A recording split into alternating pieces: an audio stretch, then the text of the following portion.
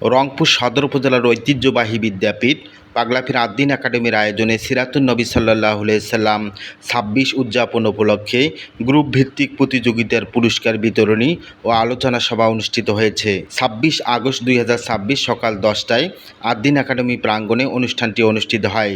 এতে প্রধান অতিথির বক্তব্য রাখেন রংপুর ৩ আসনের মাননীয় সংসদ সদস্য অধ্যাপক মাহবুবুর রহমান বেলাল।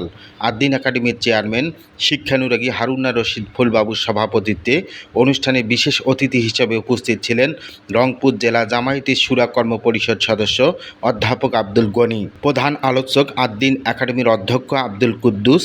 এ সময় অন্যান্যদের মধ্যে উপস্থিত ছিলেন আদ্দিন একাডেমির নির্বাহী পরিচালক ইঞ্জিনিয়ার মঞ্জুম আলী, পরিচালক সহকারী অধ্যাপক আব্দুল বাতেন, হাবিবুর রহমান, মুশফিকুর রহমান, প্রশাসনিক কর্মকর্তা শহীদুল ইসলাম, প্রতিষ্ঠানের chief accountant doctor Zillur Rahman, campus 2 এর প্রধান শিক্ষক খালিকুজ্জামান বাবলু সহ শিক্ষক, শিক্ষার্থী, অভিভাবকবৃন্দ।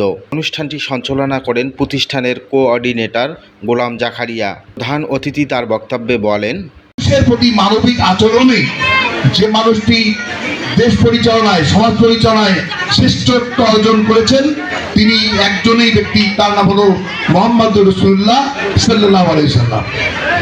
যে কারণে আজকে অমুসলিম মনীষীরাও এক বাক্যে স্বীকার করেছেন পণ্ডিতরা যে হযরত মুহাম্মদ সাল্লাল্লাহু আলাইহি ওয়াসাল্লাম ছিলেন বিশ্বজগতের সর্বশ্রেষ্ঠ মানুষ। দ্বিতীয় কথা বাড়ি হবে, কাজ করবে কি রোডে সিমেন্ট কম দেবে, বালু বেশি দেবে। কাজ করবে কি ফার্স্ট ক্লাস থার্ড ক্লাস ইট দেবে, ধর্ষণ করবে, তারপরে তারা বাড়িঘর লুটপাট করবে, চাঁদাবাজি করবে, তারা ক্যাডার করবে। এইরকম নেতা কোনদিন ভালো নেতা হতে পারে না, এরা রাসূলের উম্মত হতে পারে না। ঠিক না বলেন? কাজেই we want honest leadership, we want corruption free leadership. যারা দুর্নীতিমুক্ত হবে, অনেস্ট হবে, তারাই মানবতার এবং মানুষের কল্যাণে যে কোনো ভূমিকা, যে কোনো কাজ করতে সক্ষম হবে, আশা করা যায় ইনশাআল্লাহ। আজকে সেই নেতৃত্ব দরকার।